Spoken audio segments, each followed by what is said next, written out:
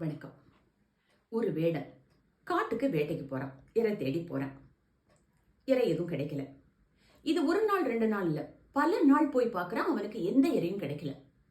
இப்ப நேர வில்லு வித்த அவனுக்கு சொல்லி கொடுத்திருப்பாங்கல்ல அந்த குரு, அவரை பார்க்க வரான். வந்துட்டு, சாமி, நீங்க சொல்லி தந்த மாதிரி தான் நான் அம்பு எய்தறேன். ஆனா ஒரு இரை கூட எனக்கு கிடைக்கல அப்படின்னு சொல்றான். இவர் யோசிக்கிறாரு, அது எப்படி கிடைக்காம இருக்கும் அப்படின்ட்டு. சரி, நீ நாளைக்கு காட்டுக்கு வேட்டைக்கு போறப்ப நானும் உன்னோட வரேன் அப்படின்னு சொல்லிட்டு 2 பேருமா சேர்ந்து மறுநாள் வராங்க. வந்தாலும் குருவுக்கு அங்க ஒரு அதிர்ச்சி காத்துட்டு இருக்கு. என்னன்னா, நம்மால் அம்பை எடுக்கிறான், வில்லில வச்சு அடிக்கிறான். திசைக்கு ஒண்ணா அங்கிட்டு நாளும் அடிக்கிறான். எப்படி இரசிக்கும்? குறி பார்த்து அடிச்சாலே இரசிக்காது. இவன் அங்கே இங்கே அடிச்சானா எப்படி இரசிக்கும்? அப்பதான் குரு சொன்னாராம், உனக்கு என்ன வேணுங்கிறத முதல்ல முடிவு பண்ணு, அந்த குறிக்கோள்ல கவனமாயிரு, அப்பதான் இரசிக்கும் அப்படின்னு.